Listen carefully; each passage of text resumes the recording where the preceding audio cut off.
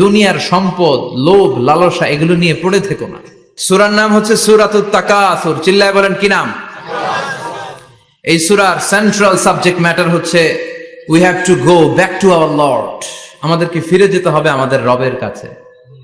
আমরা কেউ আজীবন থাকতে আসি নাই। থাকতে পারবো আজীবন?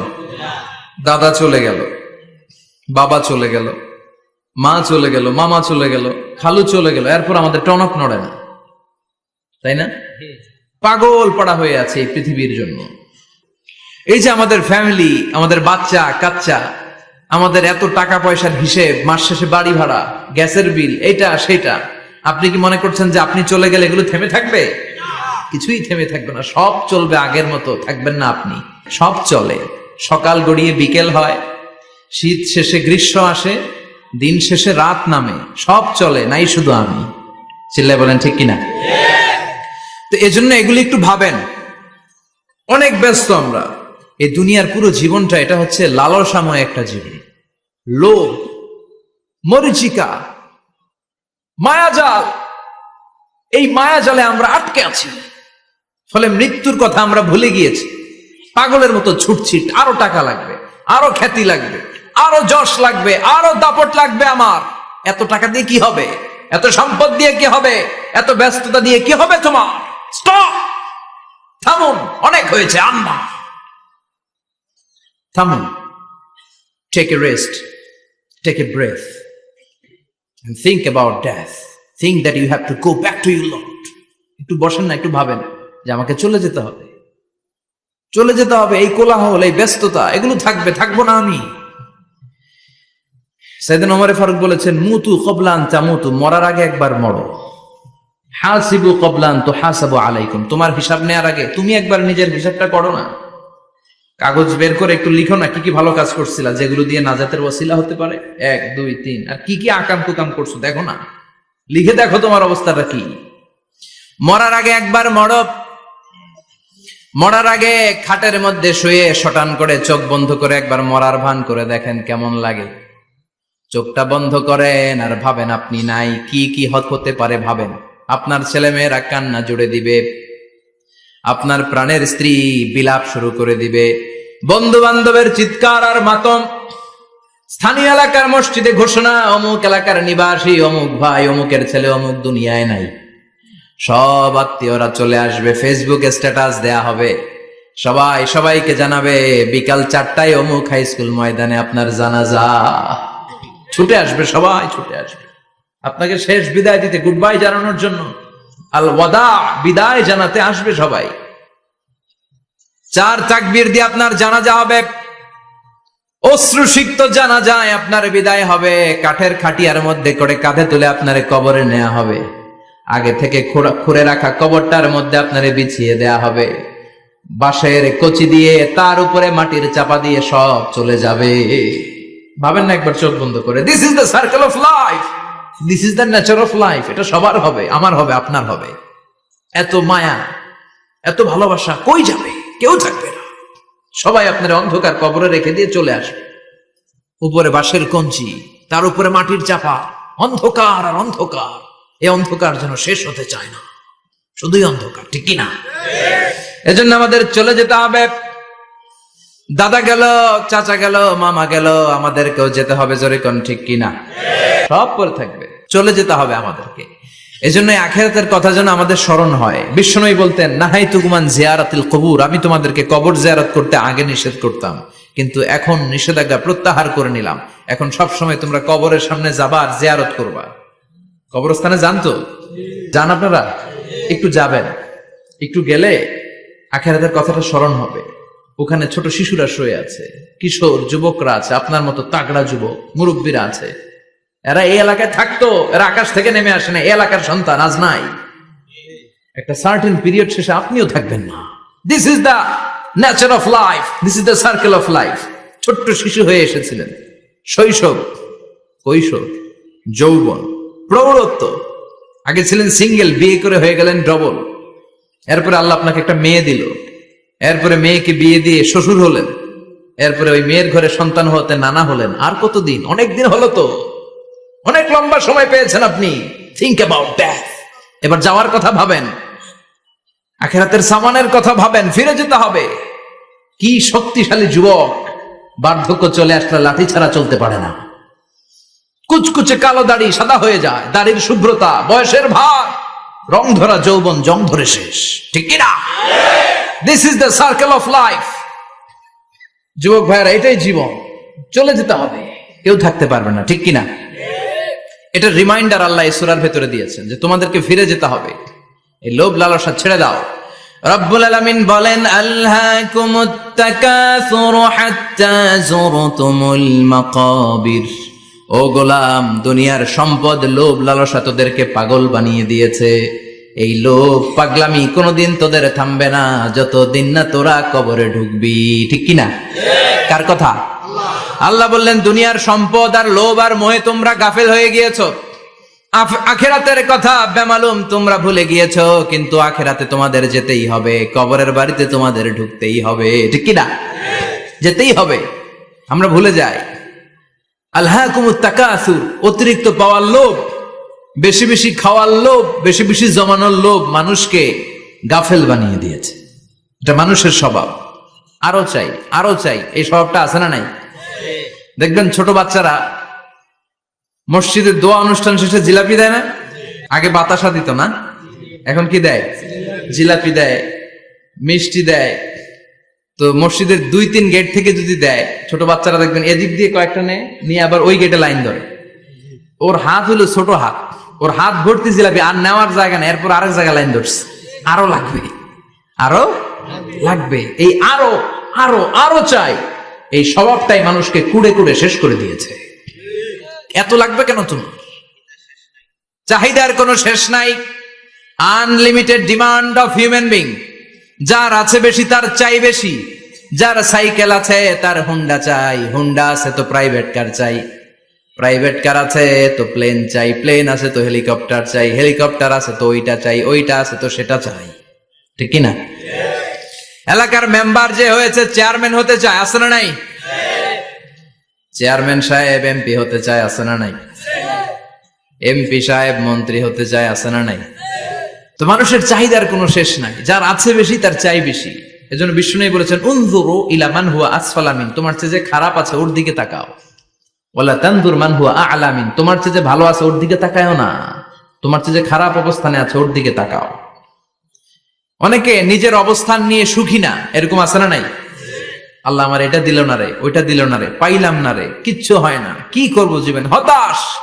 আসলে আছে কিন্তু অনেক, কিন্তু শুকরিয়া নাই, ডাকাত, ঠিক কিনা? নিজের অবস্থান নিয়ে সুখী না, কিন্তু অনেক লোক আছে তারা আপনার অবস্থানে পৌঁছতে চায়। তাদের দিকে তাকিয়ে দেখেন, আপনি যে অবস্থানে আছেন এই অবস্থানে পৌঁছাটা অনেকের কাছে স্বপ্ন। তারা প্রতিনিয়ত সংগ্রাম আর স্ট্রাগল করে যাচ্ছে আপনার অবস্থানে পৌঁছতে, আর আপনি এটা নিয়ে সন্তুষ্ট না। শেখ সাদির নাম শুনেছেন? বালাগাল উলা কাশাফাদ দুজা, এই কবিতাটার রচয়িতা ইরানের বিখ্যাত এক কবি। উনি একবার আর্থিক সমস্যার মধ্যে দিয়ে সময় কাটাচ্ছেন, টাকা নাই, পয়সা নাই, পায়ে দেওয়ার মতো জুতা নাই।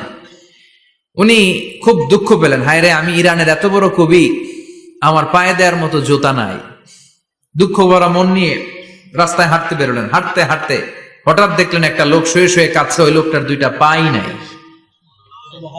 পাই নাই। উনি সেজদায় পড়ে গেলেন, আল্লাহর কাছে ক্ষমা চাইলেন, আল্লাহ অনেক দিয়েছো, শুকর আলহামদুলিল্লাহ। এজন্য যেই পরিস্থিতিতেই থাকি না কেন আমরা কি পড়বো? জোরে বলেন, কি পড়বো? এজন্য আল কানাতু মিনাল ইসলাম, অল্পে তুষ্ট থাকার নাম হলো ইসলাম। সম্পদ লাগবে কিন্তু সম্পদের পাহাড় লাগবে না, ঠিক কিনা? অল্প খান, অল্প পড়েন, অল্প জামান, অল্পের ভেতরে বরকত ঢুকাইয়া দিছে কে?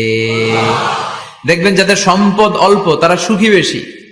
জরিপে এটা দেখা গিয়েছে, অনেক সার্ভেতে এটা এসেছে, যারা সম্পদশালী এরা দুঃখী বেশি, এদের দুঃখ বেশি, টেনশন বেশি। খুব স্বাভাবিক, টাকা যার বেশি রোগ তার বেশি, টাকা যার বেশি টেনশন তার বেশি, টাকা যার বেশি ঘরে শান্তি তার কম, আছে না নাই? ঘরের ভেতরে অশান্তি, ছেলে কথা শোনে না, ছেলে টানে গাঞ্জা, মেয়ে করে পরকিয়া, আছে না নাই? স্ত্রী কথা শোনে না, ভালোবাসা নাই, ঘরটা জাহান্নামের টুকরা। রোগ বালাই, এক একটা হসপিটাল বিল পরিশোধ করতে মাসে 5 লাখ 10 লাখ, আছে না নাই? কিছু খেতে পারে না, ডাক্তার একেবারে ডায়েট মেনু বেঁধে দিয়েছে।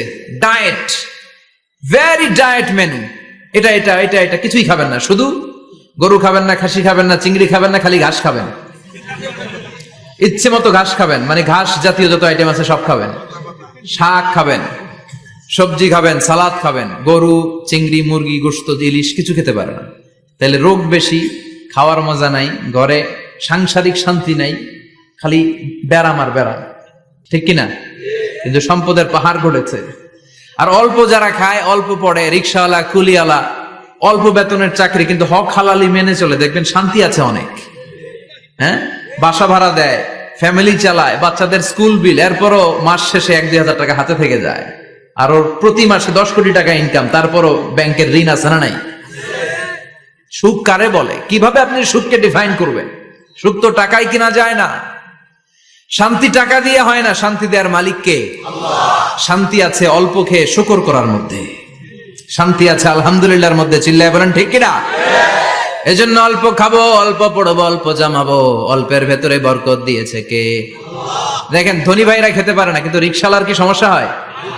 রিকশালারা সব খেতে পারে, কুলিওয়ালা, দিন মজুর, এরা একেবারে স্লিম সুঠাম দেহি, মেদহীন পেট, পেটে কোনো মেদ নাই, ভুড়ি নাই। আর কোটিপতিদের মেদ আছে না নাই? এত বড় বড় পেট, ঠিক কিনা? আমাদেরও পেট আছে, তবে হালাল পেট, এটা হারাম টাকা দিয়ে এই ভুড়ি বানাই নাই আমরা। চিল্লে বলেন ঠিক কিনা? রিকশাওয়ালা, কুলিওয়ালা নিজেও নামাজ পড়ে, বউও নামাজ পড়ে, বাচ্চাটাও নামাজ পড়ে, রিকশা চালায় আর জিকির করে লা ইলাহা ইল্লাল্লাহ, লা ইলাহা ইল্লাল্লাহু মুহাম্মাদুর রাসূলুল্লাহ সাল্লাল্লাহু। সুখ আর শান্তি, তাদের ঘরে সুখ। ধনী কোটিপতি, ভিআইপি, সিআইপিস, এদের রাতে ঘুম নাই, 1 ঘন্টা ঘুমানোর জন্য 4টা ট্যাবলেট খাওয়া লাগে, এরকম আছে না নাই?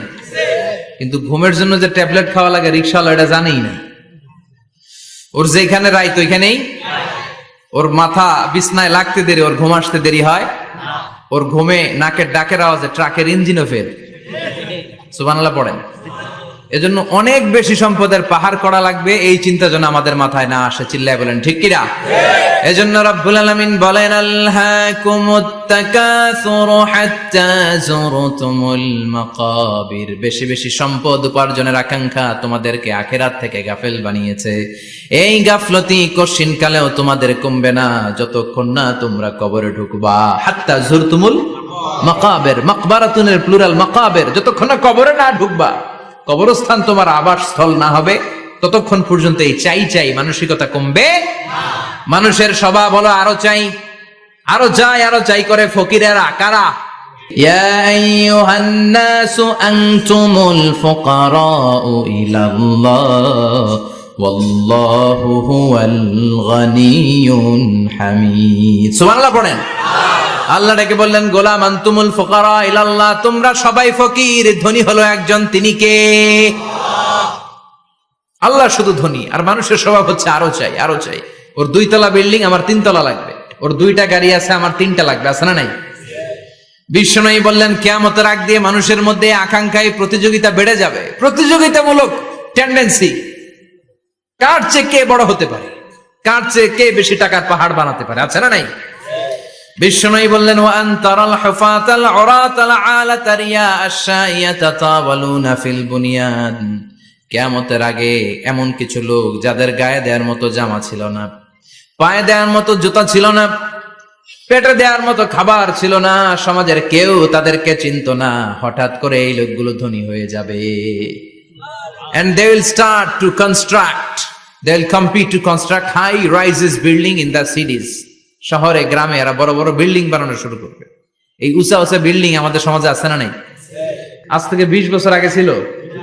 আমি তো 20 বছর আগে যখন আসছি কিছুই ছিল না, খালি পানি আর পানি। আর এখন 2 তলা 3 তলার অভাব নেই। গরিপুর পাশে না আপনাদের? এদিকে গরিপুর, বিল্ডিং এর পর বিল্ডিং। আমি যখন ঢাকা যাই দেখি গরিপুর আসতেছে, মানে গরিপুরের বিল্ডিং আর শহরগুলো আস্তে আস্তে হাইওয়ের পাশাপাশি চলে আসতেছে। প্রতি বছর আইসা দেখি কিছু আগাইছে, 2-3 বছর পরে এইটা একেবারে হাইওয়ের সাথে চলে আসবে। খেয়াল করছেন? ঢাকা যাওয়ার সময় গরিপুর আগাইতেছে খালি। গরিপুরের বিল্ডিং, গরিপুরের শহর আগাতে আগাতে আগাতে ঢাকা চট্টগ্রাম মহাসড়কের কাছাকাছি চলে আসছে। এই যে বিল্ডিং বানানোর প্রতিযোগিতা, কুমিল্লা শহরে আজ থেকে 20-25 বছর আগে 5 তলা 6 তলা একটা বিল্ডিং ছিল না, এখন 10 তলা 20 তলা আছে না নাই? ঢাকায় আজ থেকে 20 বছর আগে 10 তলা বিল্ডিং খুঁজে পাইতেন আপনি? নাই। গোটা বিশ্বব্যাপী এখন টাওয়ার বানানোর প্রতিযোগিতা। বিশ্বনবী বললেন এদের কোনো টাকা ছিল না। পৃথিবীর সবচেয়ে বড় টাওয়ার এখন আরব দেশে, এদের কোনো টাকা ছিল না। আরব দেশের সৌদি আরব, কাতার, কুয়েত, বাহরাইন এখন স্বর্ণ আর তেলের খনি পেয়ে আল্লাহরে ভুলে যায়। এদের খাওয়ার মতো কিছু ছিল না। এদেরকে আমার দাদারে শুনতাম বলতো কাবলিওয়ালা, বলতো কি বলতো? এদেশে আসতো জায়নামাজ, তসবি ছড়া, খেজুর টেজুর বিক্রি করার জন্য। এরা জেলে পাড়ার লোক ছিল।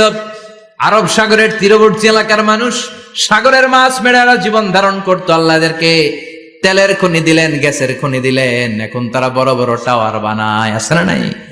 বুর্জ আল খলিফা, কি উঁচা বিল্ডিং, 828 মিটার উঁচু। জেদ্দা আছে 1000 মিটার উঁচু কিংডম টাওয়ার। তাইওয়ানে আছে তাইপেডাং টাওয়ার 101 তলা। মালয়েশিয়া আছে পেট্রোনাস টুইন টাওয়ার 88 তলা।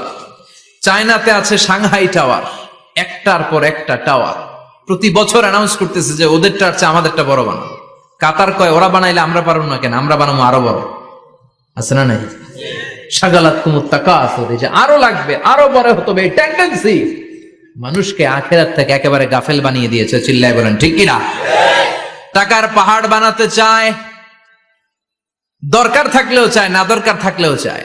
বর্তমান পৃথিবীর সবচেয়ে ধনী লোকটার নাম জানেন? কি নাম? হ্যাঁ, বিল গেটস। ওর যে কত টাকা ও নিজেও জানে না। ওর পকেট থেকে যদি $100 একটা বান্ডিল পড়ে যায়, এটা তুলতে ওর যত সময় লাগবে, ও না তুলে যদি হেঁটে, যে আইডিয়া নিয়ে হাঁটতেছিল ওইটা নিয়ে হাঁটে, ওদিকে আরো বেশি ইনকাম হয়ে যাবে। এত টাকা তার, এটা তোলার সময় তো তার নাই। ওয়ারেন বাফেট নাম শুনছেন? হাজার হাজার কোটি ডলারের মালিক। Prince Waleed bin Talal, Saudi ধনকুবের নাম শুনেছেন? ওর একটা বিমান আছে, প্রাইভেট জেট প্লেন। এই বিমানটার 70% মেড অফ গোল্ড। বিমানের 70% স্বর্ণ দিয়ে বানানো। গত কয়েক বছর আগে আমি ব্রুনাই গিয়েছিলাম। ব্রুনাইয়ের সুলতানের নাম হাসান আল বালখিয়া। উনি একটা প্যালেস আরবিতে বলে কাসার, মানে হচ্ছে রাজপ্রাসাদ। পৃথিবীর সবচাইতে বড় রাজপ্রাসাদ ব্রুনাইতে বান্দার সিরি বেগাওয়ানে অবস্থিত। আমি গিয়েছি ওখানে। প্রায় 1800 থেকে 2000 কক্ষ আছে ওই প্যালেসে, রাজপ্রাসাদে।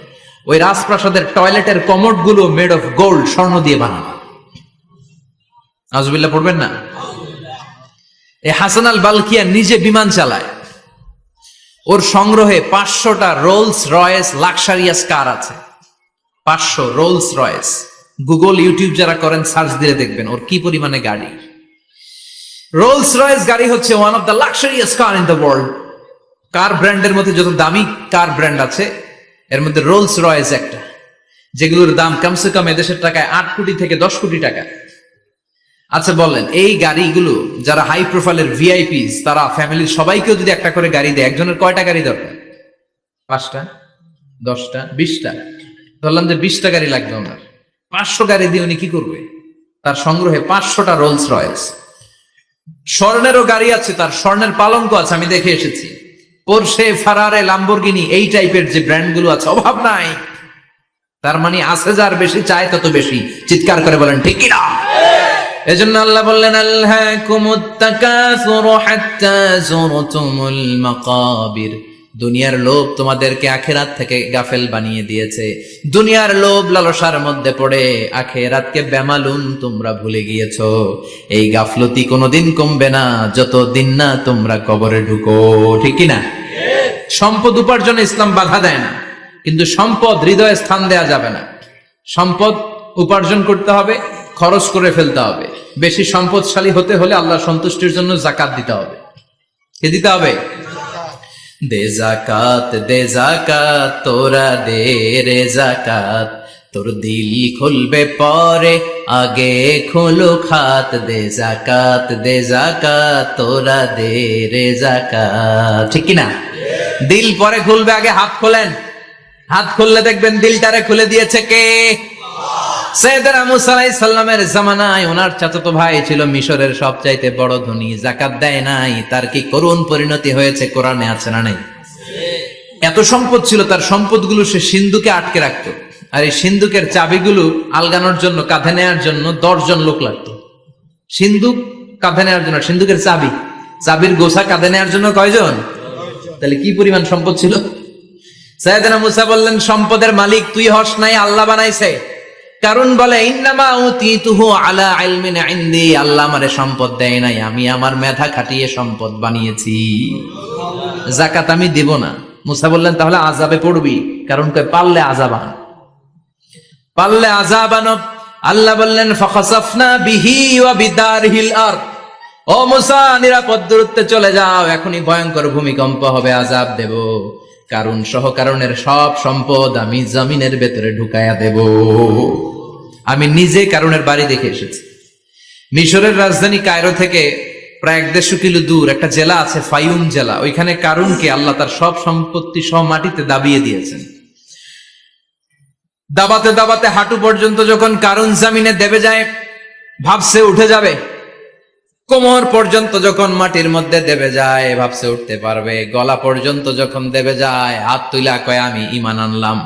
ও মুসা, সব সম্পদ তোর আর তোর আল্লাহর, লইয়া যা, খালি আমারে বাঁচা, আমারে।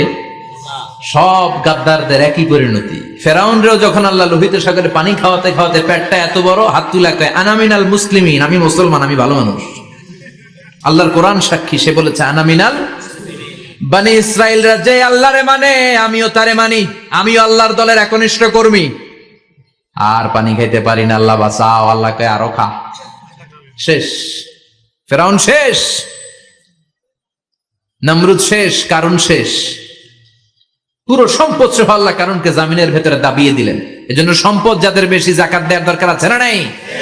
দারিদ্রতা বিমোচনের জন্য যাকাত দিবেন। যাকাতের শাড়ি লুঙ্গি এইভাবে না, অনেকে কিন্তু দেয় জাকাতের শাড়ি, জাকাতের লুঙ্গি, জাকাতের গামছা, এরকম ডাকাইত আছে না নাই? বাংলাদেশে এমনও হয়েছে, জাকাতের শাড়ি দিবে বলে সে পত্রিকায় নিউজ করেছে, আর ওই শাড়ি আনার জন্য শাড়ি দিবে 5000 মানুষ এসেছে 5 লক্ষ। পদপৃষ্ট হয়ে 11 জন নারী এক জায়গায় মারা গিয়েছে। কিয়ামতের দিন আল্লাহ বিচারের কাঠগড়ায় এই বিজনেস ম্যাগনেটকে দাঁড়িয়ে সেদিন জিজ্ঞাসা করবে যে, কেন তুই এদেরকে কষ্ট দিয়েছিলি? চিল্লা এখন ঠিক কিনা? এদের মৃত্যুর দায়ভার এই শিল্পপতি এড়াতে পারবে না। যাকাতের শাড়ি, যাকাতের লুঙ্গি বিতরণের জন্য আল্লাহ তোমারে ধনী বানায় নাই। ধনীদের দায়িত্ব হলো গরিবের হাতে সম্পদ পৌঁছে দেয়া। ও ফি আমওয়ালিহিম হাক্কুন লিসাইলি ওয়াল মাহরুম। গরিব আমার কাছ থেকে সম্পদ আর যাকাত নিয়ে সে আমার প্রতি করুণা করেছে। আমি যাকাত দেই বলে আমি কোনো দয়া দেখাই নাই। কথা বুঝতে পেরেছেন? আইডিয়াটা ক্লিয়ার করে নেন। যাকাত দেয়া আমার জন্য কি? কথা বলেন, ফরজ। আর যে যাকাত নেয় তার জন্য যাকাত খাওয়া কি ফরজ? আমি গরিব মানুষ, আমি যাকাত খাবো না, না খাইয়া থাকুম, রোজা রাখুন। কথা কন, আমার যে যাকাত নেওয়া লাগবে আমার কোনো কথা নেই, কিন্তু আমি যে ধনী আমার দিতেই হবে, এটা ফরজ। তার মানে আমি দিয়ে আমি দয়া করি নাই, ও নিয়ে আমারে বাঁচাইয়া দয়া করে গেছে।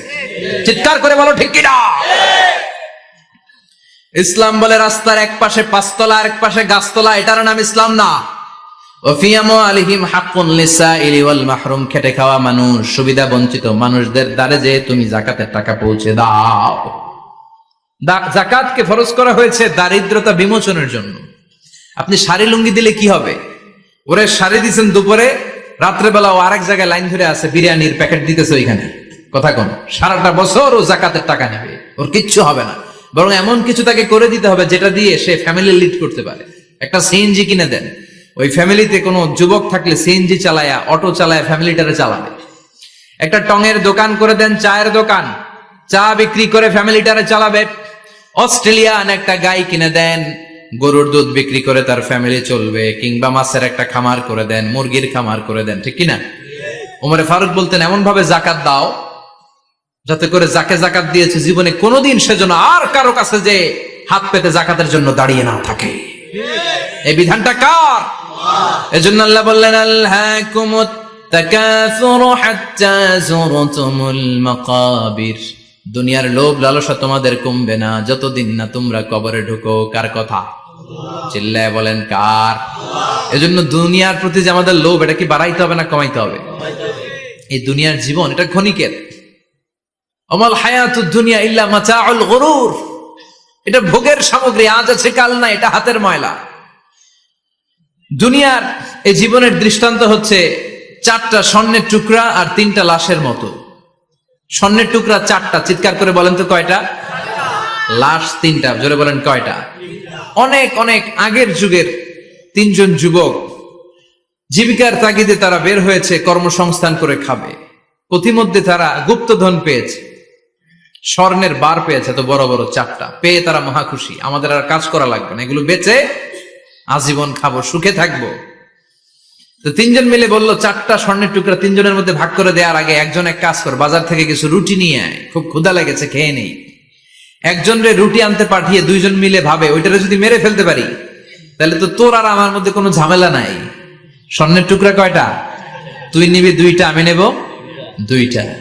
আর যেটারে রুটি আনতে পাঠাইছে ওইটা মনে মনে ভাবতেছে রুটির মধ্যে বিষ মিশাই নিয়ে যাব। কি মিশাবো? বিষ খাইয়া ওটা শেষ, সবগুলো আমার। বিষ মিশায় নিয়ে আসছে, আর আগের পরিকল্পনা অনুযায়ী এই 2জন মিলে তাকে নৃশংসভাবে হত্যা করেছে। হত্যার পরে কয় প্রচন্ড ক্ষুধা লাগছে, লো আগে খাইয়া লই। 2জন মিলে বাজার থেকে আনা বিষ মাখানো রুটি খেয়ে ওই 2টাও শেষ। স্বর্ণের জায়গায় স্বর্ণ পড়ে আছে, স্বর্ণগুলো নেয়ার মতো মানুষ আর নাই, ঠিক কিনা? এজন্য মানুষের এই চাহিদা কমবে না। বিষ্ণু বলেন লাউ আন্না লিকুল্লি ইবনে আদম ওয়াদিয়ান মিন যাহাব আহাব্বা আই ইয়াকুনা ইলাইহি ওয়াদিয়ান। আল্লাহ প্রত্যেককে, আমাদের প্রত্যেককে যদি একটা করে স্বর্ণের পাহাড়ের মালিক বানিয়ে দেয়। কয়টা করে পাহাড় দেখছেন কোনদিন? কই দেখছেন? চিটাং গেছিলেন? এই চট্টগ্রামে গেলে দেখা যায় কি পাহাড়। এই একটা পাহাড় স্বর্ণের, এক একটা স্বর্ণের পাহাড়ের মালিক যদি আমাদের এক একজনকে বানায় দেওয়া হয়, এরপর আমরা চাবো আরেকটা স্বর্ণের পাহাড়ের মালিক কেমন করে হওয়া যায়। আচ্ছা বলেন তো, একটা স্বর্ণের পাহাড় আমার 14 পুরুষ বিক্রি করে খাইলেও শেষ করতে পারবো এটা? তো আরেকটা কেন লাগবে আমার? ওয়ালা ইয়ামলা আফাহু ইল্লা তুরাব। বিষ্ণু বলেন কবরের মাটি যতক্ষণ না তোর মুখে না ঢুকবে, তোর এই চাওয়া চাওয়া খাই খাই সব বন্ধ হবে না। এজন্য আল্লাহ বললেন আলহাকুমুত তাকাসুরু হাত্তা যুরতুমুল মাকাবির। দুনিয়া তোমাদেরকে গাফেল বানিয়ে দিয়েছে, গাফলতি কমবে না যতদিন না কবরে ঢুকো। কবরে ঢুকা লাগবে, কবরে ঢুকা লাগবে না? কবরে আমাদেরকে যেতেই হবে, যেখানেই থাকেন। কবরের প্রশ্ন আছে না নাই? অনেকে বলে হুজুর বিমান হামলায় মারা গিয়েছে, বিমান জ্বলে পুড়ে ছাই হয়ে গিয়েছে, তার কবর কোথায়? তার আত্মাটা যেখানে আছে ওই জায়গায় প্রশ্ন আছে না নাই? অনেকে বলে হুজুর সাগরের মধ্যে পড়ে মারা গিয়েছে, তিমি মাছ খেয়ে ফেলেছে, তার কোনো অস্তিত্ব নাই, কিন্তু তার রুহুটা আছে না নাই? প্রতিটা রুহু সংরক্ষণ করে কে?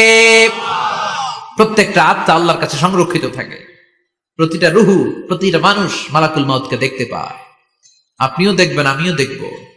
মুমিনদের কাছে এসে মালাকুল মাউত একজন যুবকের বেশে সাদা ধবধবে জুব্বা পরে সুগন্ধি মেখে মুমূর্ষু ব্যক্তির শিয়রে বসে বসে বলে ইয়া আইয়াতুহান নাফসুল মুতমাইন্না, হে প্রশান্ত আত্মা, উখরুজি ইলা মাগফিরাতুল্লাহি ওয়া রিদওয়ানি, আল্লাহর ক্ষমা আর দয়ার দিকে বের হয়ে আসো। বলা মাত্রই মুমিনের আত্মাটা স্মুথলি বের হয়ে আসে। কাফান মিন আকফানিল জান্নাহ, হানুত মিন হানুতিল জান্নাহ, জান্নাত থেকে আনা সুগন্ধি কাফনের মধ্যে পেঁচিয়ে তিনি রূহটাকে নিয়ে ইল্লিনে চলে যায়। সরাসরি দেখে মালাকুল মাউতকে।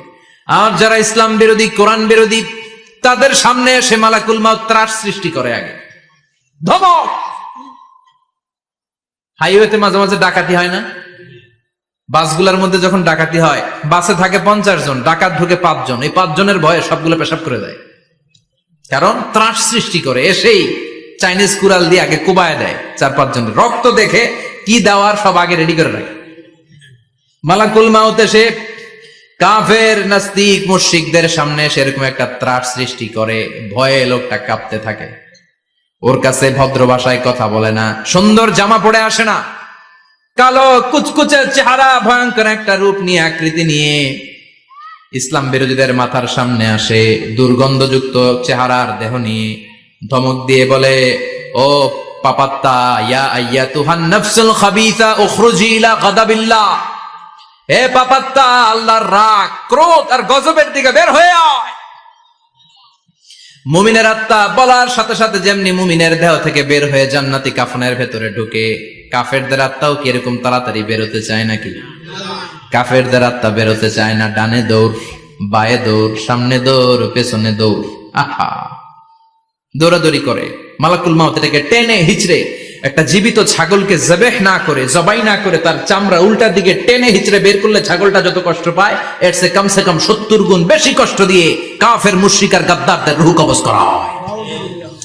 আল্লাহ এই পরিস্থিতি থেকে তুমি আমাদের বাঁচাও। মুমিনদের রূহ যেমনি কবজ হয় ওইভাবে রূহ কবজের ব্যবস্থা করে দিও। ইমানের মৃত্যু নসিব করে দিও, শাহিদি মৃত্যু নসিব করে দিও। আমাকে শহীদ করে সেই মিছিলে শামিল করে নিও, যে মিছিলের নেতা মীর হামজা খোবায়েবে খাব্বাব, আল্লাহর কাছে ছিল অতি প্রিয়, শামিল করে নিও। আমাকে শহীদ করে সেই মিছিলে শামিল করে নিও। পড়েন আমিন। আর জোরে পড়েন আমিন। তার মানে বিমান দুর্ঘটনায় হোক, কিংবা লঞ্চ ডুবিতে হোক, কিংবা আগুনে পড়ে হোক, কিংবা আত্মঘাতী হামলায় হোক, যে যেখানেই মারা যায়, কবরের 3টা প্রশ্ন তার জন্য আছে না নাই? ইসলাম বিরোধীদের জন্য প্রশ্ন 3টা, আপনারা যারা মুমিন তাদের জন্য 4টা, আপনাদের জন্য একটা বেশি। আলহামদুলিল্লাহ কোন? কবরে এসে প্রথম প্রশ্ন করবে, মুনকার নাকির যখন চলে আসবে, 40 কদম যখন আত্মীয় স্বজনরা লাশটাকে কবরের মধ্যে দিয়ে 40 কদম চলে যায়, তখনই ফেরেশতা চলে আসে। আহা, শেষ, সব শেষ। এসেই পরীক্ষা শুরু। মার রব্বুক, তোর রবের নাম কি? চিল্লায় বলেন, আমাদের রবের নাম কি? আমরা বলবো রব্বি আল্লাহ, আল্লাহ আমারে রব। দমে দমে তনু মনে তারি অনুভব। পড়েন, আল্লাহ আমারে রব। তোমার দুনিয়াতে আমি যেদিকে তাকাই, অথই নিয়ামতে ডুবে আছি সবাই।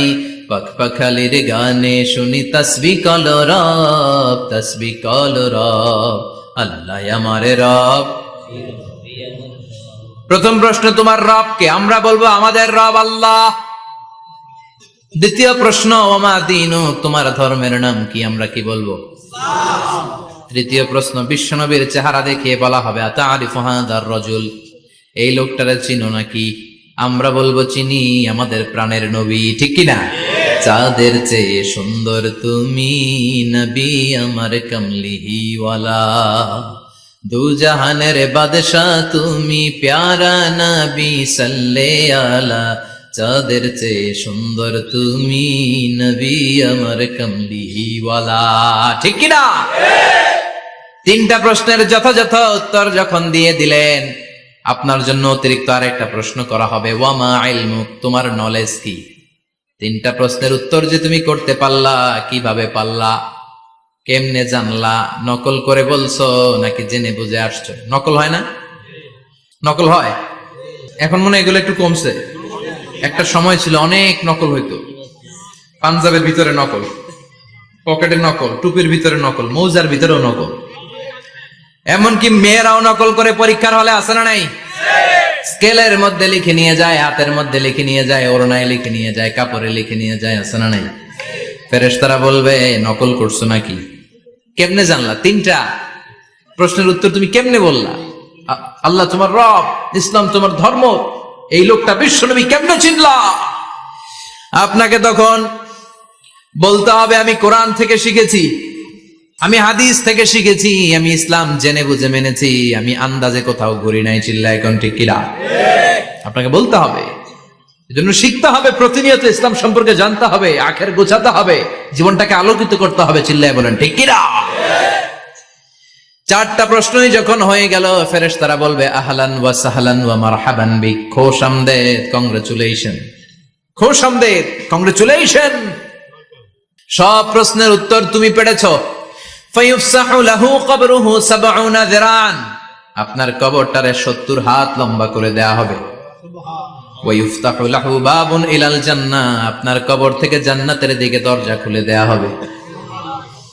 ওয়া ইউলবাসু মিন লিবাসি আহলিল জান্নাহ, জান্নাতের দুইটা রেশমি কাপড়ের পোশাক এনে আপনারে পরিয়ে দেয়া হবে, আর বলা হবে নাম কানাউমিল আরুস, ঘুমাও, sleep, you should get some sleep now. তোমাকে লম্বা সময় পাড়ি দিতে হবে, ঘুমাও। কানাউমিল আরুস, যেমনি বর বাসর রাতে আরামসে ঘুম দেয়, বাসর রাতে যেমনি বর কনেকে নিয়ে মধুর ঘুম দেয়, তুমিও ঘুমাও, কেউ তোমার ঘুম ভাঙবে না। কিয়ামতের জন্য ইসরাফিলের সিংহায় যে ফুৎকার আছে, ওই ফুৎকার ছাড়া কোনো কিছুই তোমার ঘুম ভাঙাতে পারবে না। আলহামদুলিল্লাহ পড়েন। আল্লাহ আমরাও যেন 4টা প্রশ্নের উত্তর দিয়ে লম্বা একটা ঘুম দিতে পারি, পড়ে না আমিন। ওয়া আম্মাল কাফির ওয়া আহলুশ শিমাল, আর ইসলাম বিরোধী যারা, তাদের সামনে আসবে মালাকান আসওয়াদান আজরাকান, কৃষ্ণ বর্ণের দেহ, নীলাভ বর্ণের দুটো চোখ, গায়ের রং কালো, চোখের রং নীল। দেখতে কেমন লাগে? আলিফ লাইলার ভূতের মতো। তখন গায়ের রং কালো, চোখের রং নীল। ফেরেশতা দুইটা আসবে, এসে ত্রাস সৃষ্টি করবে, এসে বলবে, বল তোর রবের নাম কি? মার রব্বুক। মুশরিক, কাফের, নাস্তিক এরা বলবে, আমি জানি না আমার রবকে, আমি জানি না, আমি তো আজীবন শুধু চেয়ার করেছি, মদ খেয়েছি, আমি ধর্ষণে সেঞ্চুরি করেছি দুনিয়ার বুকে, আমি টেন্ডারবাজি করেছি, চাঁদাবাজি করেছি, আমি মাস্তানি করেছি, আমার দাপটে এলাকার ইসলাম প্রিয়রা বাসায় ঘুমাতে পারে না। আমি ছিলাম টেন্ডারবাজ, আমি ছিলাম গডফাদার, সন্ত্রাসীদের লিডার, আমি ছিলাম ডন, আমি ছিলাম ডনের ডন, আমি ছিলাম মাস্তান, রংবাজ, রব টপ কি আমি তো জানি না। লাদ্রি লাদ্রি, আমার জিজ্ঞেস করো না। আবার প্রশ্ন করা হবে, ওয়ামা দীনুক, তোর ধর্মের নাম কি? বলবে লা আদরি, আমার কোনো ধর্ম নাই, আমার কোনো ধর্ম নাই, আমি শুধু মৌজ মাস্তিতে ছিলাম, আমি আনন্দ ফুর্তি করেছি, ইসলাম নিয়ে আমার মাথা ব্যথা ছিল না, আজীবন ইসলামরে আমি বাস দিয়েছি। চিল্লায় বলেন ঠিক কিনা? ইসলাম বিরোধীদের সাথে ছিল আমার চলাফেরা, আমার সব সাঙ্গপাঙ্গ ছিল গুন্ডা, বদমাশ, ইসলাম বিরোধী। রব কি, ইসলাম কি, এগুলো আমি জানি না। আমার এগুলো জিজ্ঞেস করো কেন? ধর্ম কি আমি জানি না, আমি কিচ্ছু মনে করতে পারছি না। 3 নাম্বার প্রশ্ন করা হবে, আচ্ছা আরিফু হাযার রাজুল, দেখো তো এই লোকটারে চিনো কিনা? কয় না, চিনি না, তবে মনে হয় এই লোকটারে দুনিয়ার বুকে আমি গালি দিতাম, এই লোকটার বিরোধিতা করতাম, ব্লগের মধ্যে এই লোকটার ব্যাপারে কুৎসা রটনা করতাম, এই লোকটার কার্টুন বানিয়ে আমি হিংসা ছড়িয়ে দিতাম, এই লোকটার ব্যাপারে আমি এলাকার মধ্যে অপপ্রচার চালাতাম। ফেরেশতারা বলবে, তাই? এই ছিল তোর ডিউটি? দাঁড়া, এখনই আমাদের খেলা শুরু, এখনই শুরু। ফায়ুতরাকু বিমাতারিকা মিন হাদিদ, লোহার একটা হাতুড়ি দিয়ে মাথা থেকে পা পর্যন্ত পিটানো হবে, পিটিয়ে ওর গোশতর হাড্ডিগুলোকে থেতলে ফেলা হবে। ওয়ায়ুকালু লিল আরদি ইলতাইমি, কবরের 2 পাশের মাটিরে বলা হবে, এবার 2 দিক থেকে তোরা চাপ দে। চাপ দেয়া হবে, ধাক্কা ধাক্কি করেও সে সুবিধা করতে পারবে না। মাটি আস্তে আস্তে আস্তে আস্তে দেহের 2 দিকে লেগে এমন জোরে 2টা চাপ দিবে, ফাতাখতালিফা আদলাউহু, তার ডান পাশের পাজরের হাড্ডি বাম দিকে ঢুকে যাবে, বাম দিকের হাড্ডি ডানে চলে যাবে। বিষ্ণুই বললেন, এই হাতুড়ি দিয়ে পিটানোর শাস্তি, কবরের চাপ দেওয়ার শাস্তি চলতেই থাকবে হাত্তাল কিয়ামা, কিয়ামত পর্যন্ত। আল্লাহ কবরের শাস্তি থেকে আমাদের বাঁচাও। আমরা এই আযাব পেতে চাই না, আমরা যেন ঠিকভাবে কবরের 4টা প্রশ্নের উত্তর করে দিয়ে লম্বা ঘুম দিতে পারি। আল্লাহ তুমি তৌফিক দাও। এজন্য আল্লাহ বললেন, গোলাম দুনিয়া নিয়ে পাগল হয়ে থেকো না, এই দুনিয়ার জীবন আসল জীবন নয়, আসল জীবন হলো কবরের জীবন। জোরে বলেন ঠিক কিনা? এই জন্য মাঝে মাঝে কবরে যাবেন, কবরস্থানে দাঁড়িয়ে চিন্তা করবেন, এই জায়গায় আমারও আসতে হবে।